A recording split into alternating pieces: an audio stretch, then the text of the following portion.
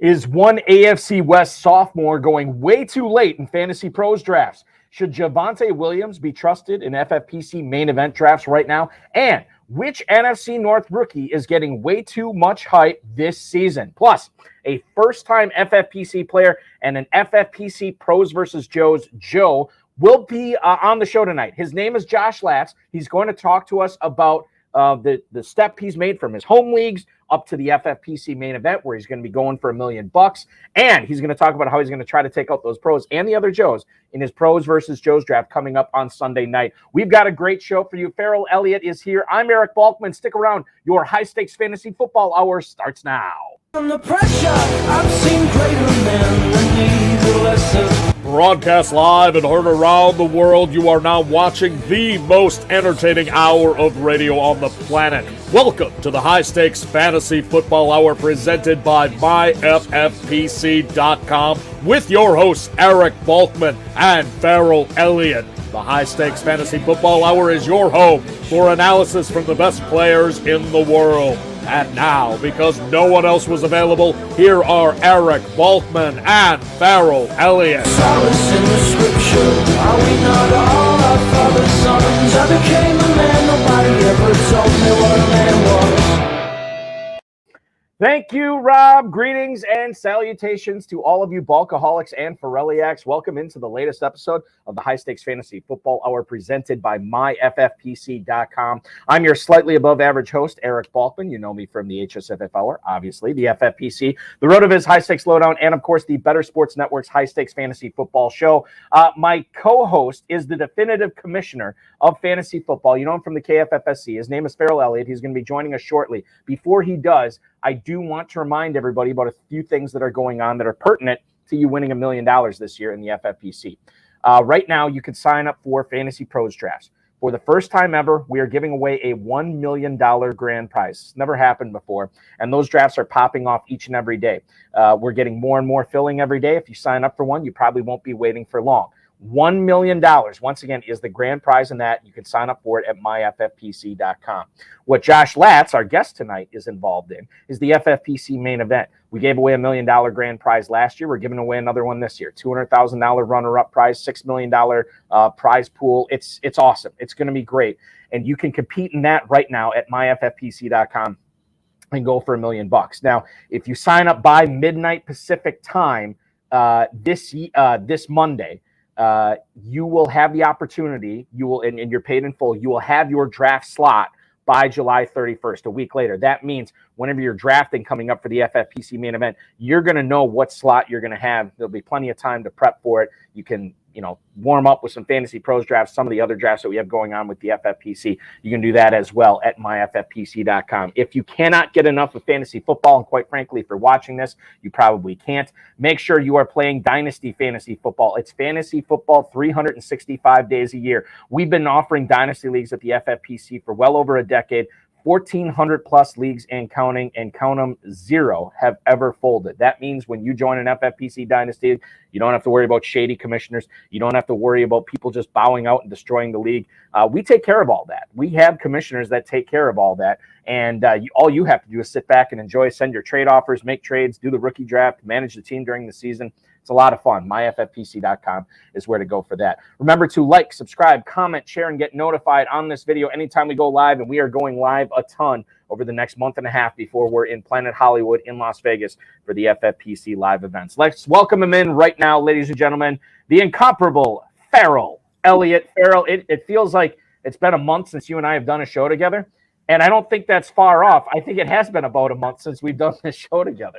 Well, first it was Aaron Rodgers leading the fact that you Wisconsinites like to go spend time in the woods, and and then you follow suit, and it's great, and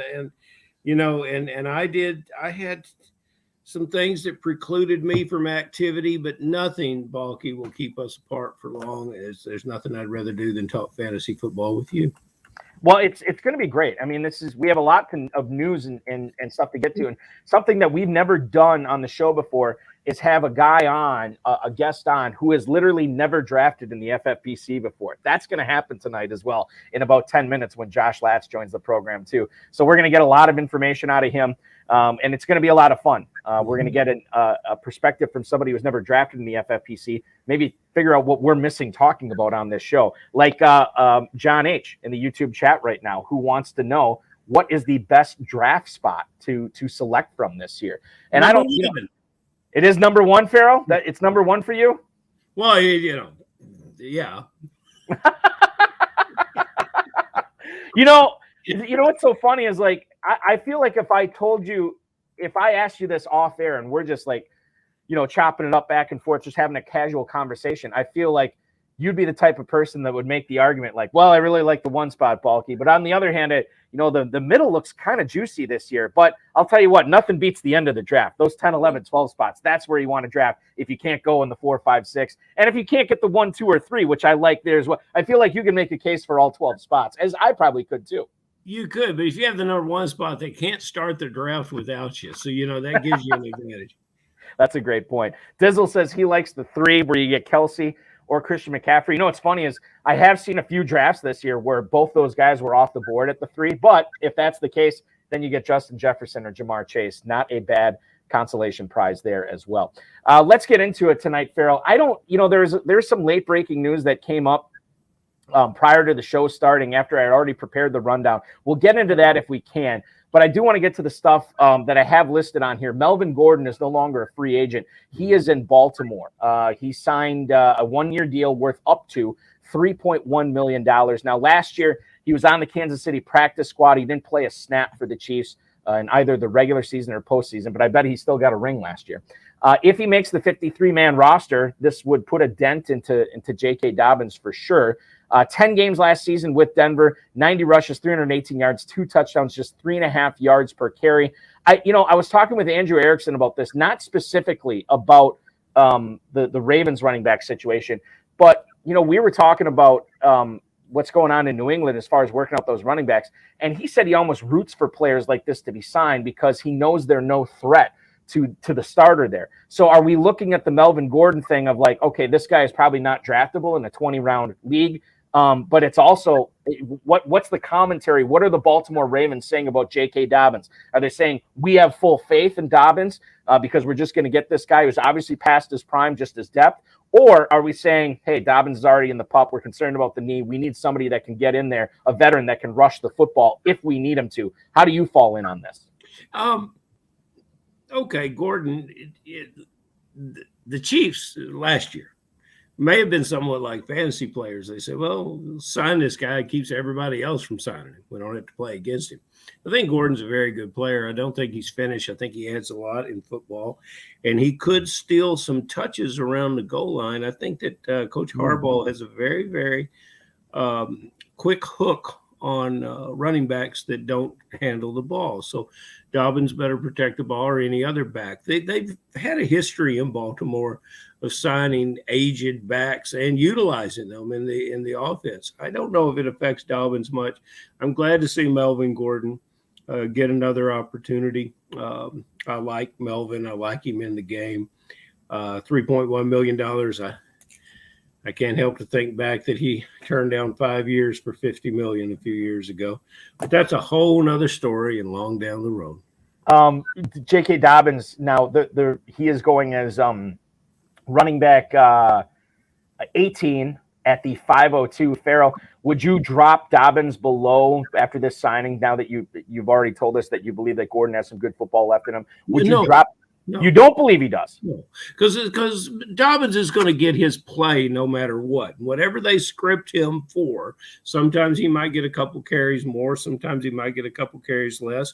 If he is in if they're salting away a game late in Baltimore, you can see a mix of variety of these running backs. It just depends on the philosophy of the offensive coordinator and how he wants to use these guys. But Dobbins is going to get his. There's enough to go around. The only thing Gordon will do is he may steal some touches around the goal line. If he's on the team, John Terry says, you know what, signing Gordon makes Dobbins more attractive. And to a degree, he's correct. It's just like it shows that there's not really anyone in the market that you're going to sign to bring in and threaten this player for what our expectations are of him as a fantasy player. What about Isaiah Pacheco here? Let's move on and talk about him. Nate Taylor, who covers the Chiefs of The Athletic, says that Pacheco is, quote, expected to be their starter and handle an increased workload from last season. Taylor also said that he appears to be ahead of the team's recovery timetable as he is rehabbing both shoulder surgery and hand surgery. The media didn't expect Pacheco to be out on the field at training camp. He's already practicing. I believe he had the yellow jersey on, so obviously you can't hit him.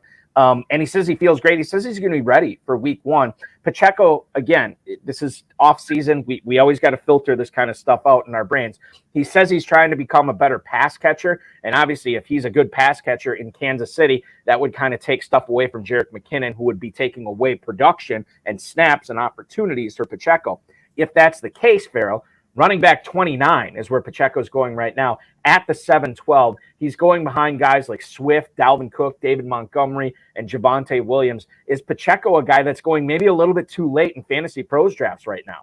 Yes, and there's the thought that, okay, Pacheco's hurt, so he's going late. And I think when you have a player that has the pall of injury over him, where he's going in the draft and around the players that he's being drafted around, I think that's satisfactory for him. Now, we've announced on the show that we think Pacheco has a quick first step. That's what makes him different. He's also part of the Kansas City Chiefs offense. And when you're part of a powerhouse like that, you're going to have the opportunities in the red zone that will give us fantasy points. So I'm a big believer in Pacheco. I liked what he did.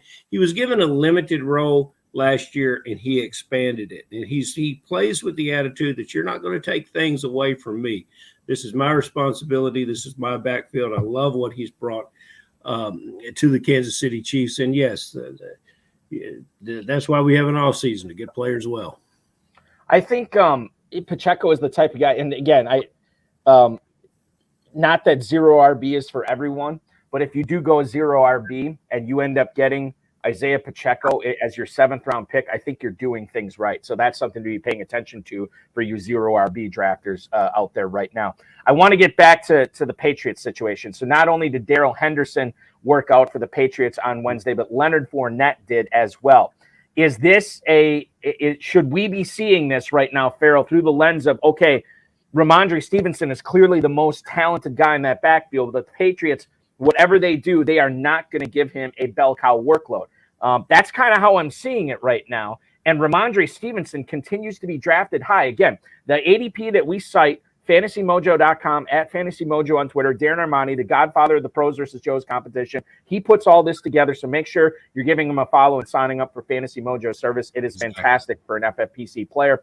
Ramondre Stevenson still going at running back 9 at the 304. Now, you could make the argument, the John Terry argument. Andrew Erickson from Fantasy Pros made this argument to me last night. He's like, I want them to sign Henderson or Fournette because that just means Stevenson is going to be locked in to a significant workload, high leverage workload. He's going to get all he can handle because these other guys don't have much left in him. Now, Dizzle is already pointing out in the YouTube chat that he thinks that Fournette and Hunt they have more gas in the tank than Melvin Gordon. That's kind of a different conversation. But I'm looking at what the Patriots are doing right now. Are FFPC players doing it right with Ramondre Stevenson in the early 3rd round right now? Same thing with Dobbins. Yes, you are. And we're trying, as a front office executive, they're trying to put together the best 90 they can. They're also going to see, because they're already at 90. Some have got to cut players before they can even go to camp. What they're seeing is where these players are today in case they plan on bringing them in. They're going to take a look at them before camp and get an idea. And I love both players. Henderson is to me a player that deserves on a team. I think that there were some issues with him on and off the field and in LA. And so I think that Fournette has earned all the consideration to be a player in this league. And both those guys could help in the right situation. But Stevenson, don't take your foot off the gas. Keep drafting. This isn't necessarily a fantasy piece of information here, but John Terry is citing what I've been reading the last couple of weeks is that Bill Belichick is on the hot seat in New England, coaching for his job this year, Farrell. Can you confirm or deny that, or at least tell us if there's any merit towards that rumor? Only John Terry would know that. And, I think they have a completely different, he's from Philly, right? John's from up there around Philly. Somewhere. Yeah, I've asked him this before, and now I forget. I don't think he'll really maybe he'll put in the chat exactly where he is from, but he may put it in parentheses because he may not want us to know. But nevertheless, no. So there's no truth to that. No, I don't think so. Okay. All right. Well, I can get on board for that. It's hard for me to believe, given everything that he's accomplished, in New England I guess without Brady, has not been great, but with Brady was pretty good. Pennsylvania, you are right for John Terry. Let's get Bill Belichick released the day before we go to camp. How fantastic an item would that be? That's great. Josh Latz is coming up, ladies and gentlemen, shortly here. Before we get to him, I want to talk about, again, another running back that's, I think polarizing is too strong of a word, but Javonte Williams tore his ACL last year, really tore up his knee pretty good. Broncos head coach Sean Payton says he's optimistic about Williams' progress as he's recovering from that knee injury. This according to Chris Thomason on Twitter. Williams says the goal is to be ready by training camp, which is coming up. If they haven't reported already, he's going to report here shortly. It doesn't sound like Dalvin Cook or Leonard Fournette are in any danger of becoming Broncos. Samaje Perine was really the only Broncos running back that they added in the offseason. And Farrell, if we're looking at what the Broncos are saying by who they are signing, and more importantly, who they are not signing right now, and that Javonte Williams wants to be ready for the start of training camp, to me, he's a fantastic bargain. Running back 28 in the mid-7th round. He's going after guys like Montgomery, DeAndre Swift, James Conner, Dameon Pierce. I love that selection for him there. In fact, if you went 0 RB, technically, you could have Javonte Williams and Isaiah Pacheco as your number 1 and number 2 running backs. And I love that this season. Again, it's early, and these things could change. But the way things are trending right now, I'm kind of becoming bullish on Javonte Williams. And I think you should be, Balky. All of the communications that I had is that he was coming along just fine, as expected. ACLs are difficult, but players do come back from them, and medical staffs have come a long way in treating them, and training staffs have come a long way in rehabbing the player. And time is the best element there. But there's never a running back that the Denver Broncos don't like, especially the ones they have on contract, and they want everybody else's. And these guys that we're talking about, Henderson and Fournette, and now Melvin Gordon, all these guys that we're talking about, Denver has signed that kind of guy back in the spring. They already got their guys. They don't really need any more, and especially if they get Williams back. But yes, and you're just dying to get down here to Louisville and go 0 RB, aren't you? You're just dying. You've never seen a guy so anxious to do 0 RB. I mean, Balky, it just shows you have a tell. You have a real tell. I probably do, and I did it on. Okay, so my 0 RB history in Kentucky. Not that anybody cares, but I'm going to tell you anyway. This is our show. We're going to talk about it. I did it by accident one year from the 12 spot. I wasn't trying to do it. And it just ended up after we took our first break after the 8th round, I looked and I'm like, oh my God, I went 0 RB. And I didn't realize I did it.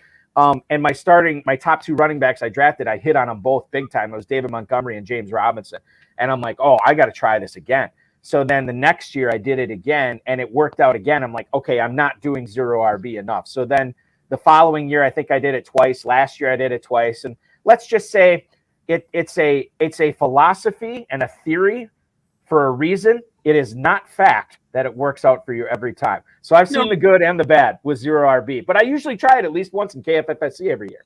I think the best thing for you at the KFFSC is that the breaks are very revelatory for you. And I, you could at the end of the 4th round stand up and call timeout or something. But you being you, people would think that's a new rule or something.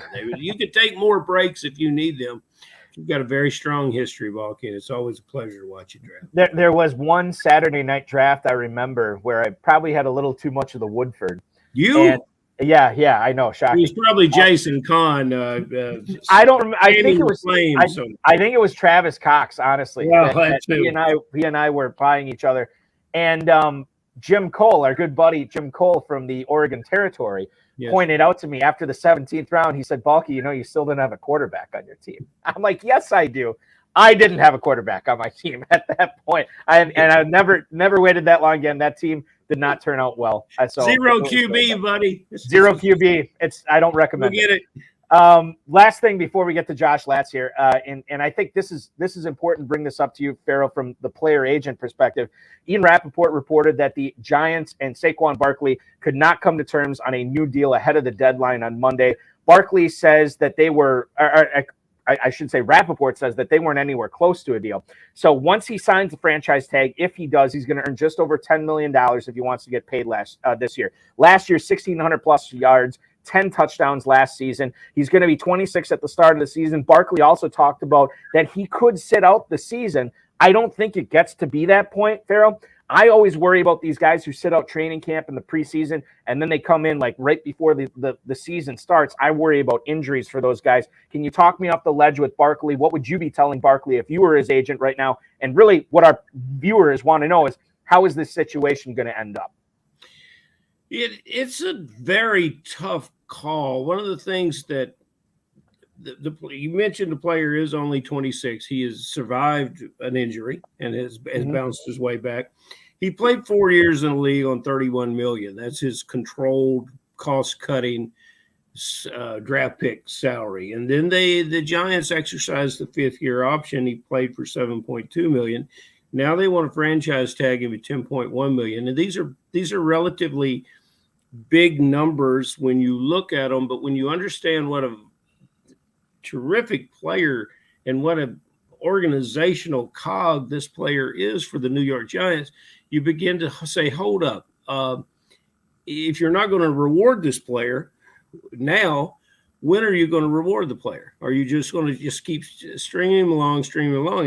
And I believe, I'm not 100% sure about this, but I believe Barkley changed agents to try to achieve this. Ooh. And I think that's correct. I probably had to get a fact checker on that. But this is a question we could go down the road on, but it goes around the locker room. And this is a problem you could have with your football team because you've already got a quarterback on a smaller deal. And you go around the locker room, you say, hey, you know what? If they're not going to pay Saquon, who are they going to pay? You know, they've got a lot of young players on this team. And I don't like what they're doing with the player. I think they could find some common ground and go forward and reward the player. I think he deserves it.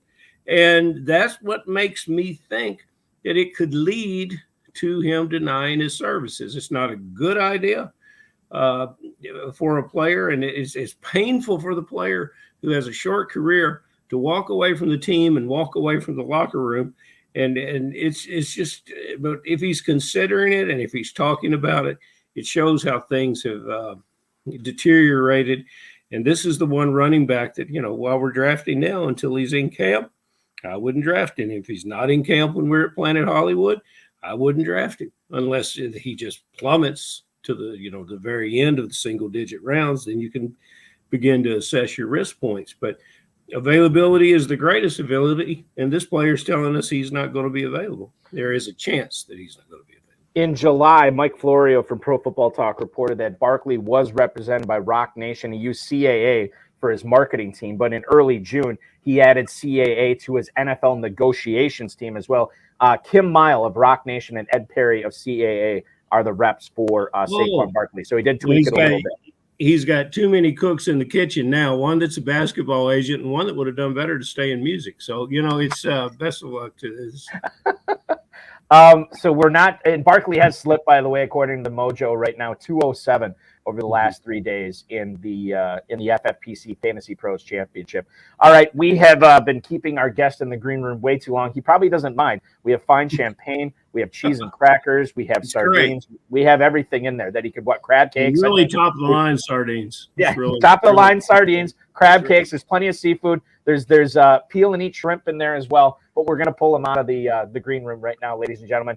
He's enjoying his first year playing in the FFPC. We're going to not only see him live in Las Vegas at Planet Hollywood drafting his main event teams, trying to win $1 million grand prize, but you can watch him live right here on these YouTube social channels, FFPC social channels, YouTube, Facebook, Twitter, on Sunday night when he is drafting his first ever FFPC team, as he is one of the Joes representing the FFPC in the 2023 FFPC Pros versus Joes competition. Please welcome into the show, Josh Latz. Josh, welcome in. Thanks for spending your Friday night with us, man. Hey, thanks for having me. And by the way, the sardines are awesome. I thought so. It's a hell of a place. Yeah. Man. And I mean, I don't. The only thing I was a little disappointed with is I heard somebody mention Woodford. I'm glad I'm amongst Bourbonites, but I didn't see any in the green room. So a little disappointed in that. But overall, hey, Josh, somebody's getting fired. That's all. Well, somebody has spent their last day in the fantasy industry.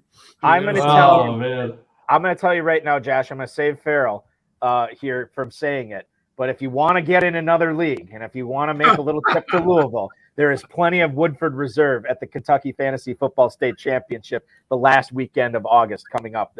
And we'll give you the details on that. I'll tell you what, Kentucky is definitely dear to my heart. I served in 5th Special Forces Group out of Fort Campbell, Kentucky. So I have some history there. So love Kentucky. Definitely. I never say no to another fantasy league, though my wife may trump that. So well, you served at Fort Campbell, and God bless you for your service, sir. You also know a little bit about Clarksville, Tennessee, and I've got eyes all over that town. So let's make sure that the wife just knows you're coming to Kentucky. That's all we need. Indeed, good. A name like Latz in Clarksville, Tennessee, you cut a wide swath there, sir. Indeed. People will remember you. So, Josh, I have to ask this now. I don't know if you know this or not. Maybe you do, but I'm basically 2 Jordan Love Hail Marys southwest of Lambeau Field here. So not only did you send me a photo of you at Lambeau Field at a Packers game, you are wearing you're carrying the G, as we say. You're carrying the G right now, wearing the Packers hat tonight. How do you become a Packers fan, not living anywhere? Well, I should say anywhere close to Wisconsin. You live somewhat close to Wisconsin. How did you become a Packers fan, man? Born and raised, man. I really just outside of Milwaukee. I was born and raised in originally from Germantown, right outside of Milwaukee, and then lived. I'm actually going to be, ironically enough, I'll be in Germantown tomorrow morning. Right? As weird That's as awesome, that man. Yeah, that's awesome. Yeah, the Watt brothers grew up in Pewaukee, right out there. Mm-hmm. I grew up in Mugwanago, played football for the Indians, went to college at University of Wisconsin-Madison. So I was born and raised. I remember there was one year I played flag football. I think it was maybe 2nd grade. And our team was the Bears. And I told my mom I was a Bears fan. And I think her response was, you could feel free to watch any games you want at a friend's house if you could find one that'll watch the Bears. So that was kind of my indoctrination, and realized that I was probably going to be a lifelong Packers fan, and ever since have been. So yeah, go Pack. And a Packers fan and a Badgers fan, which is always great to hear as well. Absolutely. So the Badgers. Absolutely.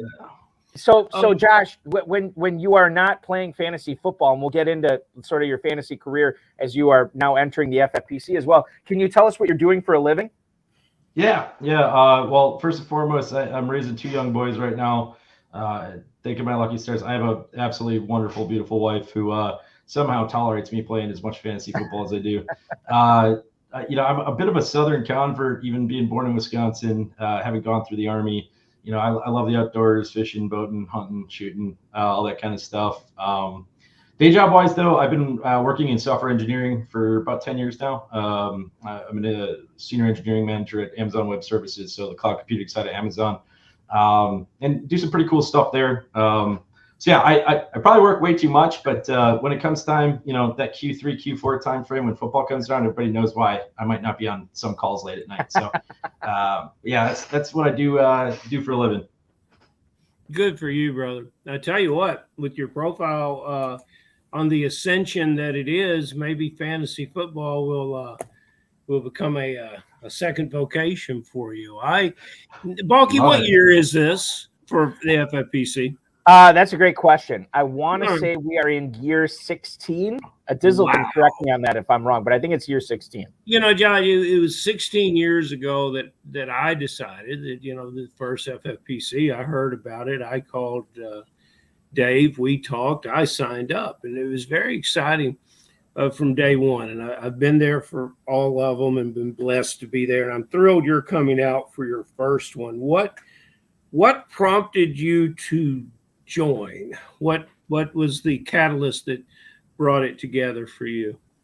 This is something my wife and I actually laugh about a little bit. So I've been playing fantasy football really since college. I'll probably never forget my first draft. So I went into college 2001. I think my first draft was 2002 or 2003. The LT top 10 best years ever fantasy football. I got him in the first round, and I was hooked.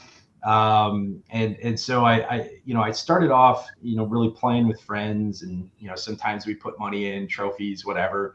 But in like 2016, I was reading an article. I heard about FFPC. I'm a competitive guy. The older you get, you don't get to put the cleats on anymore. So you got to put the fake cleats on. So I put the virtual cleats on, and I said, it'd be kind of interesting to see if I could take a small sum of money and play some pro leagues. I played primarily on Yahoo at the time, and just see if I could earn enough to go into the main event. So I started with about $100 in 2016, and last year I cleared a cumulative 10K in about 7 years. Good for you, brother. And so I decided that we were going to use that to buy 2 entries into FFPC, and then pay for the trip out to Vegas because we wanted to do the live event. And so that was also like kind of I'll call it the carrot for my wife. It was like, I'm going to go live draft in Vegas, take a few days off work, but we're going to go to Vegas together. And she's like, I'm in, fantasy football sounds awesome now. So that's kind of how I got into the main event. And I'm really looking forward to it. Crazy awesome, really, really talented fantasy football players that come in there. And I'm just really looking to see if I can hang with the best. Josh, we do have a question from the YouTube chat. The FFPC co-founder, the Dizzle Dave Gerzak, who actually was also born and raised in the Milwaukee area, I believe Greendale. I could be wrong on that. He'll correct me if I'm wrong. But he said, what would your wife think if you grew your beard out as long as mine currently is, which this is about, I want to say, roughly 10 months worth of beard that I haven't shaved. I haven't trimmed it either. It's very homeless looking. Would your wife be on board with something like this? If you came home and you came home with a beard like this, what would her reaction be? I'll tell you what, man, Balky, I might not be able to let my wife see you because she also grew up around the special operations community. She still works for it, actually. So, the operators like to grow them beards long. Mm-hmm. So I think if I grew one of those, it might be a turn on. I'm not going to lie to you. So I'm going to have to maybe keep my wife away from Balky. All right, don't let her see this. Don't let her see this. I know. So I think she'd be thrilled if I could grow a beard like that. I get this little kind of crust thing. I don't really grow very well on the sides. Oh, so, yeah, okay. I'm totally jealous of that beard. It's it took some work, listen. It's whatever. If it turns your wife on, congratulations, because my wife couldn't be more turned off by it. It's totally repulsive. Lucky, we're getting a little personal now. I know. I'll tell you this. I give her a kiss in the morning, and she says, "Don't kiss me. When you kiss me, it's like a crotch pressed up against my face." That's what she said. And I'm sorry to hear too. That is what she said. That is every day. So I can't even kiss her in the morning. Okay, Josh, your wife now has a personality. It's funny because my wife asked me, she's like, "Do you mind if I watch?" And I was like, "I don't know, because you're probably gonna lose your mind if I say certain things." And this is one of those moments where I'm like, I'm glad she's not watching right next to me on the chair. Josh, what is her name? My wife's name is Lily. Lily? Yes, indeed. Yes, indeed. Oh, that's lovely. I Lily Latz. Oh man, I can't wait. Does she have a sister? She does. Sister's also just had her third child, so we gotta. You're gonna if you want to take in 3, maybe there's a chance. I'm not sure. We'll have to. I got a big house but a small bank account, so I guess not. Don't we all? We could accommodate them on the weekend if you know. Josh, I'm gonna try to rein it back into fantasy. I don't know if I'm gonna be successful here. You have you've been playing fantasy football for over 20 years now. The FFPC features dual flex. It features tight end premium scoring. There's subtle other changes in this. Have you ever played in a league like this before? And in looking at the scoring format and how the league is structured, what do you think is going to be the biggest challenge as you move from your home leagues to now adding the FFPC main event into your portfolio? Yeah, I've played a lot of dual flex. I mean, the Yahoo Pro leagues. You have opportunities across the board to play a lot of dual flex. I experimented with super flex. It's just frustrating as hell. So I kind of stay away from the super flex. I've never played it at tight end premium, and I'm a big math guy, and so I started kind of trying to crunch the numbers of what this would imply. And I mean, I think we all went through the roller coaster last season with tight ends, and I think the The thing I'm most afraid of is just that roller coaster again. And you know, in this kind of a league, you go after a high-end tight end, and you take an injury, you could really crush a season. You know, you can't miss in the first, second round. Really, is kind of how it usually plays out. So on the one hand, I'm kind of relishing folks that are going to go after a Kelsey in the top 5 to 10. But on the other end, I'm really dreading looking at a board in like round 4 where I've got like Tyler Higbee and Cole Kmet sitting there as like my next best options. So I think what I'm going to be doing is, you know, experimenting through a couple mock drafts, do a little more research. But I really don't think in this kind of a league you can let it slide past sort of that 5-6. Probably Goddard is the latest that I'd want to be drafting. And really feel good about it with this kind of premium scoring. Yeah, Goddard's actually coming off the board, tight end 7, where you're looking at him. And I'm looking at the Fantasy Pros ADP on this, which is a 20-round That's cheap. league, That's cheap for Goddard. That's cheap right. for Goddard. Like, and I look and like I don't know what's going to happen if he ends up passing Waller or Pitts. I don't know what's going to happen. But you're right. There is a significant drop off when you talk about Goddard going in the mid-5th round. If you want to wait after that, you don't have a tight end, you're probably waiting until the mid-7th to look at Evan Engram and Pat Freiermuth. So I think you're spot on with Goddard. Yeah. Very good. Agreed. You know, in the chat, Puffle Master says there's nothing like seeing Vegas draft live at the FFPC, and he's right. And I think we've exhausted that topic, so I'm going to move on to a fantasy football topic that I'm sure you can answer based on your heritage and that ball cap you have on. Your beloved Aaron Rodgers is now in New York. And so what are you doing with these New York Jets? What are you how does it affect your perception of this team? I'll tell you what my perception was. My perception was ascending players with opportunities to get better if the quarterback could get it together. He was not a very good or very accurate quarterback. Now a new quarterback is in town. Your thoughts, and how will we see a lot of Jets on your roster if the opportunity presents itself? Yeah, I think it depends. What's really surprising to me is where Garrett Wilson's going right now. Like I want every share of Garrett Wilson I can get. I think he's going to go bonkers. I honestly think he's finishing in the top 5, minimum top 10. So Garrett Wilson's definitely a target for me. But a lot of Jets, I'm really worried about Breece Hall. The timing of his ACL injury. Some of the reports that came out afterwards in terms of how bad the knee was, how good the knee was, it's a little, not sure. Luckily, he's young, so hopefully he does bounce back. He's so talented. I'd love to see him back on the field. I mean, I think everybody was just loving the first 6 weeks of that, after he came in and just what he was doing on the field. The thing that, as a Packers fan, first of all, if Aaron even watches this thing, I love you, man. I'm going to miss you. It's been a great ride. But he does watch, absolutely. I hope so. I hope so. Listen, Josh, as you know, Josh, Aaron Rodgers will tell you he does not watch this. He doesn't pay attention to the High Stakes Fantasy Football Hour. We all know he actually watches it. So this is your way to get a message to him right now. Well, I'll tell you, brother. Like it was a great ride, dude. Like I really enjoyed it, and I wish you the best. My friends know I have joked about it. Like, gosh, how shitty would it be if we had to watch Aaron win another ring, his second ring with the Jets? It would crush our souls. But at the same time, like, I'd love to see it. I mean, he is probably the greatest talent-wise. I think he is the or in the top 2 or 3 greatest quarterbacks of all time. Wow. I think leadership-wise. That's always been kind of, I think, one of the open questions. And so one of the things I'm really interested to see is how he rallies a young team.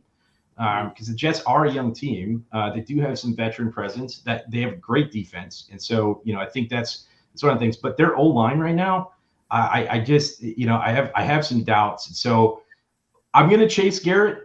I'm not so sure I'm going to chase Breece. And beyond that, I probably won't have a lot of Jets on my roster. Maybe their defense. When we talked about Saquon Barkley at the beginning of the show, Josh, and you obviously heard Farrell's take on Barkley while you were enjoying all those sardines in the green room. But I got to ask you your thoughts on it. Barkley has now fallen to the 207 in the Fantasy Pros Championship. I'd have to look at the main event ADP. I'm willing to bet he's right around there as well. Are you taking the same approach? Unless he is with the team, you're going to find somebody else to draft in the mid-second round, or are you taking the plunge with him there? Yeah, it's a good question. I really think with this kind of risk, depending on where it pans out. So, my first draft in the Joe's vs. Pros is Sunday night, and so you gotta. It's a bit of a crapshoot when you're drafting in July. My live event drafts are in September 7th, so literally that night is I think the first game of the season. So, I if I'm a Giants fan right now, I'm not happy. Like, I was a Big Ten guy. I watched Barkley play in college. Special dude. Between he and Jonathan Taylor, probably two of the best backs that have played in college in the last 10 years. So if I'm a Giants fan, I really don't understand what's going on here in the front office. You're going to pay a mid-range quarterback $40 million a year, and then take probably his most reliable and best asset away. This isn't really a team that has the margins on offense to play with, and with the NFC East being so solid between the Cowboys and Eagles, like, I'm not really sure what they're doing there. I think there's been a recipe for these sort of mid-tier quarterbacks, and I'm surprised they didn't follow. Like, you look at the Tannehill and Henry in Tennessee, Carr and Jacobs in Vegas, even Wentz and JT for a little while there. And probably this season, Purdy and the Packer running backs that always rolls out in San Francisco. But like, it's just surprising to me that they, it doesn't seem like they're going to be overly committed to a running back. And I do think Barkley's probably worth it. As a fantasy fan, though, like James Robinson, like, what the hell? Let's roll. I mean, we've seen it before. What he did in Jacksonville was pretty impressive. I think Darren Waller is going to have a season no matter what. Yeah. I do think that this is going to bode well for him. That said, Barkley's going to play. I think he suits up week 1. And I'm here for it if that is in the case that it happens, because I'm still Team Barkley. I still want to see it happen. Although Farrell is giving me a lot to think about tonight. I'm glad I'm not drafting tonight. I'll just say that because I gotta figure this out in my head before I do. Go ahead, Farrell. Well, you'll be coming out of the 11th spot Sunday night, and without giving too much away, I'd like to climb. You're talking about Garrett here. I would be. Garrett Wilson, I would be very interested to know how different your teams will be from this in the 11th spot Sunday night until what your team will look at in September 7th. Because I hear some drafters say it's early and you just don't know. And then I think that can be correct. But in September 7th, it'll be late. And you'll think but you really won't know.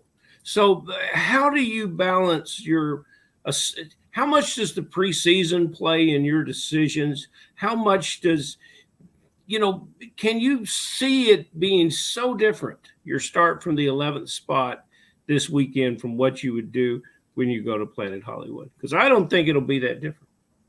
Yeah, I mean, usually when you choose to play in pro leagues, you're trying to draft as close to the start of the season as possible just because of the injury risk. If you're going to put a few $1,000s on the table, you want to make sure that you're going to be, especially in the first and second round. If you're drafted in July and you end up with a first rounder that blows an ACL in the preseason, there's a very good chance you're going to have a rough ride to make it even into the playoffs, much less have a run at the winning spot. In terms of like how different it'll look, the preseason isn't what it used to be. I think we all know that now. Like most real blue chips aren't playing until, maybe they're playing a couple of games max. They're playing 4 to 6 quarters, even maybe before the regular season. And I think actually 11. I know that some people are going to totally disagree with me, and I'm going to get blown up in the chat, but I actually like drafting in the back end because I've historically found that I get a ton of value in the back-to-back, particularly in drafts where if you have to draft early, there's going to be an overemphasis on blue chips that have, potentially lack of injury history, things like that. So you get these really juicy options in the back end of the draft. And like, you look at ADP right now, you've got folks like Pollard, Hill, Chubb, Diggs. Like, there are riches sitting there. And in a 12-team league, to pick 2 of those guys, like I've got an RB1 wide receiver one that's going to probably both of which will be competing for top 3, 4 at their position. The only thing that sucks is in this tight end premium league, I'm like, well, again, if I'm staring at round 4 and I've got Komet, as my next best option, I'm a little bit worried. So that's probably the only thing that's, keeping me up at night, if you will. Okay. Your mother was right. Komet's a bear. A bear is never your next best option. So your mom's right. Second of all, I write down little tips, where I don't forget the people that come on the show. And I appreciate your talk. Balky talks a little bit about coach speak. I think we've just had some Josh speak talking about injuries, because I wrote down Josh Latz does not live in fear. And I don't believe you're going to be living in that fear. Now, I'll tell you my example from last year. I'm drafting Jacobs in the 6th round in July, August. And then he appears that he comes out in the preseason and he returns kicks. And this just blew the mind of the entire fantasy world. You remember that, Balky? Yep. He's returning kicks. They must be going to trade him. And then he went down to the 8th, and sometimes even the 9th position. And that's what I said. Sometimes we collectively know. I won $2,000 buy-in Yahoo leagues last year, and in both leagues, I had Jacobs in either the 5th or the 7th. Yep. Because he was a target, because he was falling so far. The value you're getting out of 5th or 7th round, starting running back like that on a team with you have to look at the quarterbacks. Mm-hmm. If you have a mid-tier quarterback and a running back that has proven they can be at least reasonably durable and put yards up, put touchdowns up, you're going to get points. I mean, this is why Derrick Henry, even though he's getting old, go get some Derrick Henry, especially if you can get him at value. I mean, why not? Even if Jacobs had given you 200 carries, 900 yards, and 6 touchdowns, you would have considered it a success. So, and by the way, I'll admit, I was one of those people that said, whoa, I don't know about this, guys. Once I see the guy returning kicks, man, I was one of the – I probably said on the show too, and I was wrong. I was dead wrong. Won't be the first time, and it definitely it wasn't the first time, and it definitely won't be the last. We do have a question from the YouTube chat here for you, Josh. This is from the Fuffle Master. He wants to know, from a player who's new to the FFPC, what are your thoughts on stacking? How important is stacking going to be when you get to the FFPC main event, where you want to correlate that quarterback with a tight end, with a receiver, with multiple pass catchers? How important is that to you? Well, I'll go back to the fact that I'm a math guy. You can either really win big or you can lose big. Correlation it's sometimes really great, or it's super punishing. I had a lot of shares of the Burrow Chase last year, 2 years ago rather, during just Chase's breakout season, and bode very well. Last year, you get a Burrow Chase. I don't know if you're making it. Those first 7-8 weeks when things were going not so great. What are you doing there? I try not to stack, actually. The reason being, you're trying to guarantee prolificness from 2 people on the same team, and the probability of that is probably lower than trying to get a really good quarterback and a really good wide receiver from 2 different teams. And now you don't have the correlated injury potential, or the correlated, you lose a great guard or a great tackle even on some of those teams, and all of a sudden you're losing 15-20% of your production. It can impact both of those players, and also, so it's not even just hurting that player, it's hurting the players that are really amplifying those players. So I actually don't stack. I'm not a big fan of stacking. Interesting. And Dizzle's a fan of your take too on this. So, and it's refreshing, because oftentimes we hear so much. I think it was once DFS sort of took the world by storm, whatever that was, 5, 6, 7 years ago or whatever. And then all of a sudden, a couple years after that, people started stacking in season-long competitions. Oh yeah. Right. If you're stacking on daily, right? If you're gonna play daily, different animal.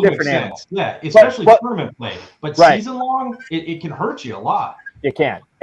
And I think it wasn't then when we heard stacking and season long. It was a couple years later where people are talking about this, especially when you talk about the FFPC main event, where you have those big money weeks at the end. A lot of times teams will be like, okay, well, I'm not going to win the $1 million unless I go for broke and just hope for a big game from the Cincinnati Bengals or the Buffalo Bills or the Kansas City Chiefs or something like that, which I understand the argument for it, but I think you're opening your mind up here tonight if you're watching this and hearing Josh's take. There is another side to it, and there's another side to perhaps winning the $1 million without stacking, which you've seen grand prize winners without stacking before. You are drafting Sunday night, Josh. We're going to be covering your draft right here on the High Stakes Fantasy Football Hour. You're drafting 11th. Evan Silva from Establish the Run is 10th. Alex Dunlap from Roster Watch is 12th. Now, these guys have both drafted in Pros versus Joes before. Evan Silva is a longtime FFPC main event player as well. I'm kind of curious your strategy from the 11 spot, and if I were to ask you who you are sort of targeting or hoping falls to you at the 11 and then again at the 202, who are those players? Yeah, I mean, fall wise, like if Justin Jefferson's there, like I'm there all day. If I'm there all day, I mean, and it's hard to say that as a Packers fan, obviously. I don't see that happening, but if it did, I'd love to see it. More realistically, though, you're probably looking at maybe a Jonathan Taylor. Some folks that are a little afraid of like the running quarterback, taking away some of those carries. I'd love to get some shares of JT. I'm not sure he falls to 11 though.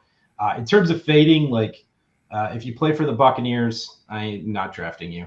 It's just not going to happen. In terms of targets though, overall, that I think if I look at the whole of the draft and players that I think are going to kind of pan out in wonky places, when you're playing with pros, the margins are very slim. I don't see a lot of these players shifting too drastically, but if a Garrett Wilson is available there for me, especially, if I on the turn back around, because I'm going to be getting my next pick, in the 30s. I'm taking every share of Garrett Wilson I can get, but not a hot take. Maybe it's a hot take. I don't know. It's a homer call. It's a homer call. But like, I think Christian Watson's a top 10 wide receiver this year. Yeah, there you go. Even in PPR, I think Christian Watson's going to be top 10. I think he's getting drafted way too low. And I'm telling you, folks, people are sleeping on Burrow again. And I think this is the year. I think this is the year that Burrow just blows the hell up. And this might be one of the most prolific seasons we've seen from a quarterback in a while. I think this is going to be a great Burrow season.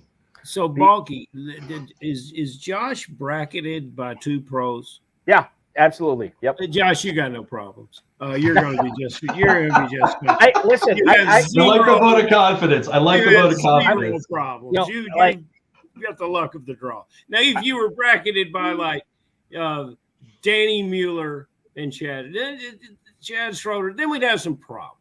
Yeah. You don't have any problems.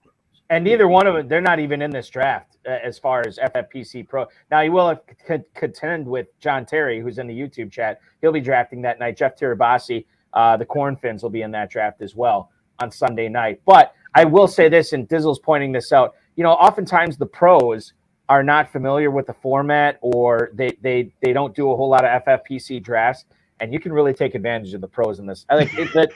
I'm telling you, the Joes history, as far as overall champions and how high the Joes finish on the overall leaderboard, it's really, really good compared to how the pros usually finish in this competition.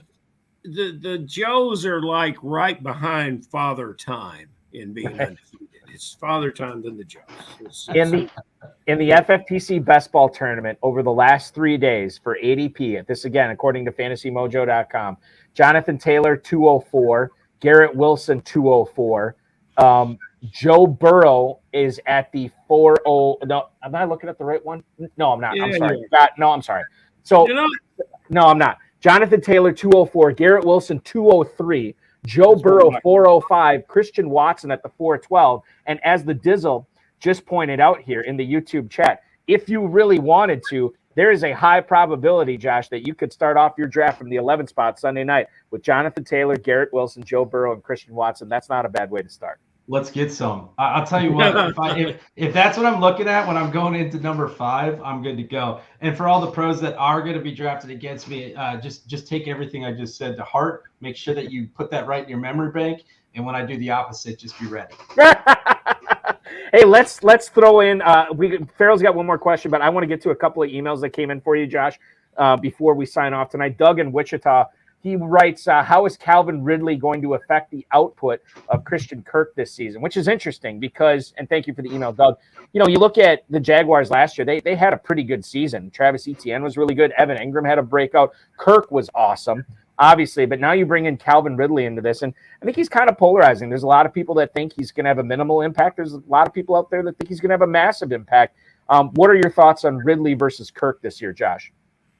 I would still go Kirk. I don't know if hard to trust is the right word in terms of output, but it's kind of one of those.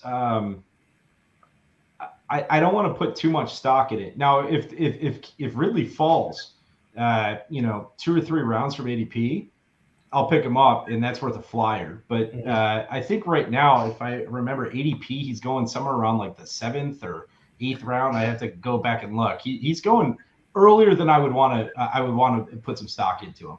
FFPC best ball tournament, he's actually going in the early 4th right now. Calvin Ridley is. That's way too high. Yeah, and I'm with you. I would not be taking him at that spot. Christian Kirk, on the other hand, 508 as the wide receiver 25. I take Kirk all day. Absolutely. Kirk all day. Yeah, absolutely. One more email here for you, Josh. This is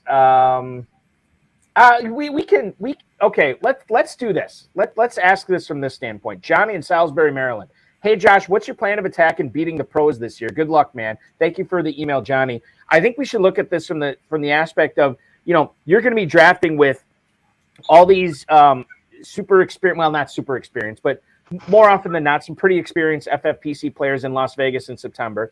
But you're also in all these leagues that you've been very successful at on Yahoo or what have you over the past half decade plus. I'm kind of curious, how do you shift strategy knowing that 6 of the players in this league are going to be people that basically do this for a living? Yeah. Best ball requires a little bit of a different strategy, because you're locked in.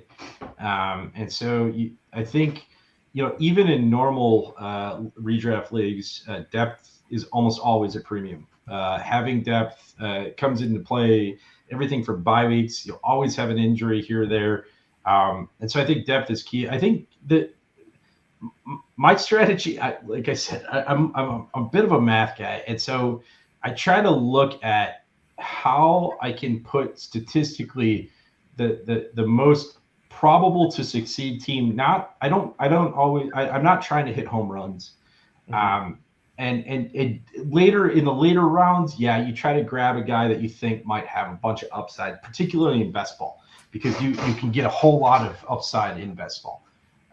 But I think it's really just finding the team that has some solidity to it. In redraft, a lot of times, I try to just make sure that I can compete at the top 4. If I can get into the top 4, I've got a shot to win it all. And so I just try to have a steady team that can really get me to the end.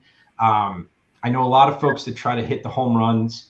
That will, I know a lot of people say, take the best player, but then all of a sudden you've got a team with 8 wide receivers and 2 running backs, or I'm not, and I'm also not a big. I heard you all talking about zero RB.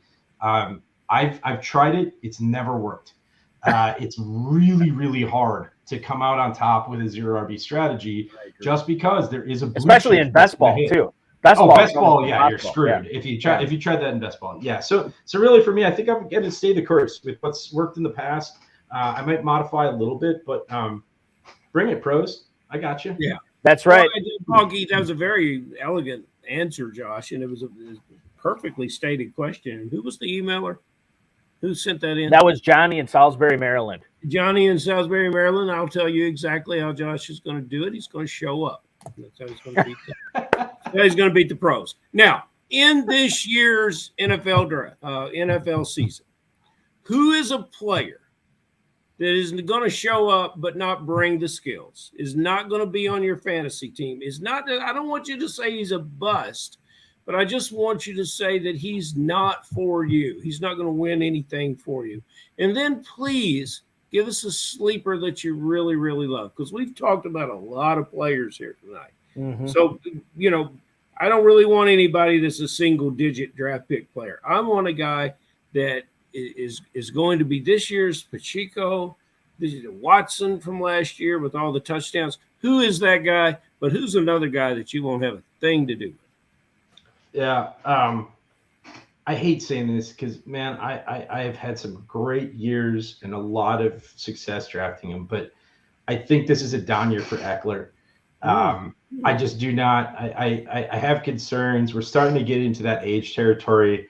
I honestly think Herbert is starting to hit his stride. It's going to be a real pass-happy season. So I'm a little bit worried about Eckler, particularly if he's going in the top 3, 4, 5. That starts to scare me. Yeah. So I'm probably staying away from Eckler. I know it's going to sound really weird based on how you phrase that, but like, who better to catch in the late rounds? You mentioned Pacheco. Who better than Pacheco? I mean, where he's going. You are disqualified from that one. We've already exhausted that. Okay, all right. I'll go a little bit. You were in the green room eating the smelly fish, the piece with the bone in it. I still don't know what the reference is. The piece with the bone in it. You were eating the piece of fish with the bone. We talked about Pacheco. No, let's have a sleeper. James Young has one. You're on the show. You must bring us a sleeper. It is a real. I don't know why Michael Pittman Jr. is going where he is right now. I just think the talent's there, and as a possession receiver, big body guy, can also have an explosive play. I wouldn't be surprised if he finishes, 20, 30% higher than where he's being drafted right now. That's fantastic. I can agree with that. Yeah, wide receiver 34, 704 in the He's dropped that far ball tournament. This is best ball. I'm citing best ball right now. He is going right behind Tyler Lockett, Marquise Brown, Kadarius Toney. He's going right ahead of Mike Evans, Jackson Smith and Jigba, and the speedster Jordan Addison. Did you see what I did there? Where are you at? I get to ask one question in response. Go ahead, fire away. Where are you all on Kadarius Toney? I just cannot buy into this yet. I just can't do it. You go first, Paul. Dizzle came into work the other day, and he was asking me about, I don't know if it was a Scott Fishbowl team or something, but he's like, Balky, Mike Evans or Kadarius Toney. And I thought about it, and I knew that it's probably going to be Baker Mayfield in Tampa, and it's Patrick Mahomes in Kansas City. But I just feel like I've been teased with Kadarius Toney now for a few years, and he's had these flashes, whereas Mike Evans has this massive body of work. And so I ended up telling him I think Evans over Toney. And for me, it's just like it's kind of, we saw what happened last year without Tyreek Hill, right? Travis Kelce had a boffo season. Marquez Valdez-Scantling was still involved. I know there's a lot of pundits out there that are talking up Sky Moore this year as well. They drafted Rashee Rice pretty high. So I think for me, I'm kind of staying away from Toney. I might grab him in one, maybe two Kentucky teams this year when I'm drafting in the KFFSC, but he's certainly not a target for me, Josh. Yeah, I would agree with that. I one of the folks that you pointed out there too, when you talk about Skylar Moore, like I think that team is starting to design itself around distribution. Tyreek Hill absorbed a ton of targets. But I'm worried about Kelce this year. So I think there's going to be some more distribution. There'll be some more targets available. I don't know that Kelce – I'm worried Kelce doesn't play every game this season, and he's not going to get quite the target share just because we're starting to have the age factor there. But, I agree on Toney. I would take – I might violate my no Buccaneers policy if I had a Toney versus Mike Evans decision to make. I think I might take Mike Evans there. No Buccaneers policy is a great fantasy football team name that I might have to use in Kentucky. Farrell, your thoughts on Kadarius Toney? This is the year, guys. And you can. He's a bargain. So go ahead and take advantage of the bargain. Balky, you got a mojo on it? On Kadarius Toney in Fantasy Pros? Yes, sir. I will shortly. And I closed the window. I had it up for best ball. Kadarius Toney in the Fantasy Pros Championship over the last 3 days. Wide receiver 31 at the 6'12", behind Kirk, Ayuk, and Mike Williams, right ahead of Marquise Brown, Tyler Lockett, and Mike Evans. He's a better fit for this format than most of those players, I think. And I think that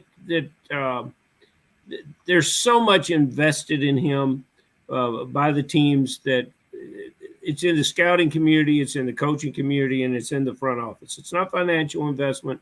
He's still on his rookie deal, but there's belief in him. And you know what? These guys are convinced that they're going to win, and they're going to win their way. And he's part of their way. And so I wouldn't go too far away from that. Farrell has given me a lot to think about tonight, for sure. And perhaps not as much as one Josh Latz has given me to think about in terms of reevaluating the way I think. Because listen, the fresh perspective we get from you tonight is, I know our viewers loved it, our listeners loved it, I loved it, Farrell loved it, the American people loved it, everybody loved it, Josh. And the fact that we got it from a Packers fan makes it all the even more reason. Go Pack, go. Go Pack, go indeed. Josh, I got this great list of things that I get to do in Las Vegas this year. Just added meet Lily Latz. I mean, there's just so fantastic stuff going on. As long as Bulky's not around, because that beard gets in the way, man. I might be going home alone. Like I don't want to risk that. Here's the thing. I've already made promises to the powers that be. I will be clean shaven for Vegas. So your wife, you have nothing to worry about. I will not have a beard out there. It's going to be all good. Guys, I can't wait to meet you out there. Honestly, it's going to be fun. And I'm looking forward. Oh, Josh, you're going to meet him in Kentucky again. I'd love to. Yeah, you're going to meet him in Kentucky first. Yeah, absolutely. Exactly. And Dizzle pointing out to me, Bulky has no game, no worries. It's true. I don't. And like the one woman I had game with, I married, and I've been with her now for same here, man. Virtual high five right there. Yes, right virtual high five. I'm with you on that. We will watch you draft your team from the 11 spot in the Pros versus Joes League number 1. That is the red right hand league that's coming up at 8:00 Eastern time on Sunday night. We'll have live coverage here. Josh, I'm going to send you another email tomorrow with a link. If you want to drop in for 5-10 minutes during your draft Sunday, we'd certainly appreciate it as well. Your insight was great tonight. Good luck in Pros versus Joes, and good luck becoming the next FFPC millionaire as well. Awesome. It's a season of love, man. Go Pack, go. Have a good one. Go Cheers. Pack, go. I love it. Josh Latz, ladies and gentlemen, my new favorite FFPC player. Anytime you're going to come in with the Packers love, I'm gonna reciprocate right back. So great stuff from him. Now Dizzle is telling me that I have to keep the beard, which I don't. I don't know if I can do. With a quote. That Lily is impersonating the Dizzle on YouTube right now. I don't know. Maybe I can trim it up and get a haircut, and it'll be all good. But it's not something I'm thinking about right now. Bring it like it is now, Bulky. Everybody loves it. Yeah, well, I don't know about everybody. I already told you I shared way too much about my wife's anti-proclivities to the beard tonight, which was not great. Farrell, once again, we have jammed way too much show into 60 minutes. We have no time for emails, but we'll try to get to them next Friday. I certainly appreciate you coming on. I do believe it is just me and you on Sunday night covering the Pros versus Joes, but I know Terp is probably going to make an appearance on either Monday or Tuesday's show. Or perhaps Terp's always welcome. Yeah. Farrell, we will continue to register for leagues at kffsc.com. We will follow Kentucky Fantasy Football State Championship on Twitter at KFFSC Official. Thank you so much, my friend. Always a pleasure hanging out with you. It's been too long. Let's never let it get this long again. I will talk to you on Sunday. See you, buddy.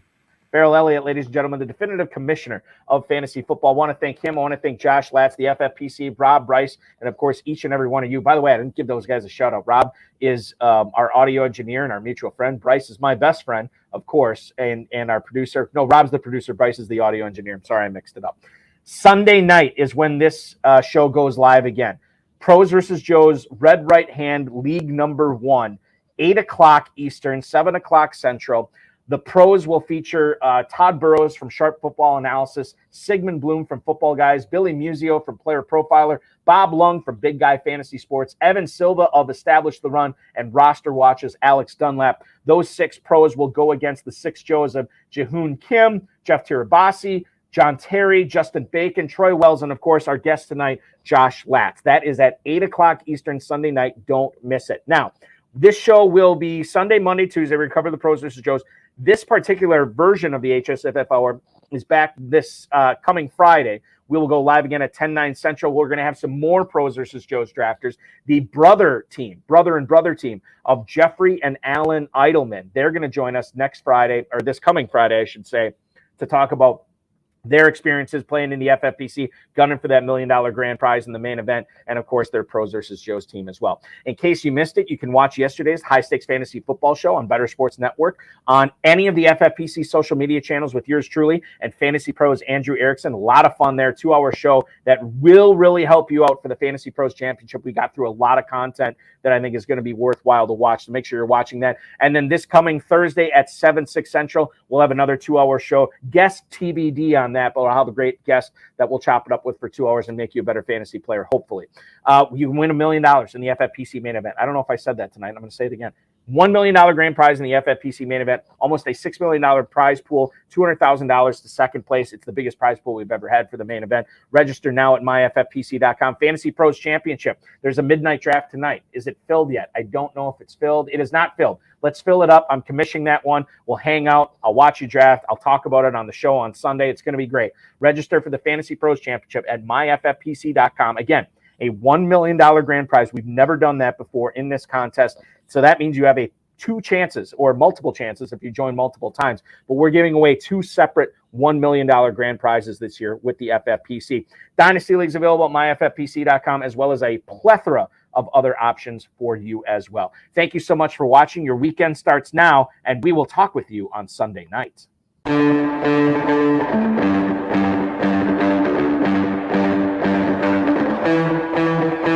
This has been another episode of the High Stakes Fantasy Football Hour presented by myffpc.com. It was broadcast live and was watched around the world. Balky and Farrell will be back next week with more analysis, more interviews, and more advice from guests much smarter than they are. Thanks for watching, and we'll talk with you again next week. The Dizzle just pointing out right now, ladies and gentlemen, in that midnight draft, only 5 teams left. It starts in 44 minutes. Make sure you're registering for that right now. The $1 million team could come tonight. You never know when you're going to draft the $1 million team. It could be you. It could be tonight. I will see you in the draft room. Thanks for watching, everybody, and I'll see you Sunday night at 8:00 p.m. Eastern Time for the launch of the 2023 Pros vs. Joe's Challenge. It's going to be the best year ever. Thanks for watching, everybody.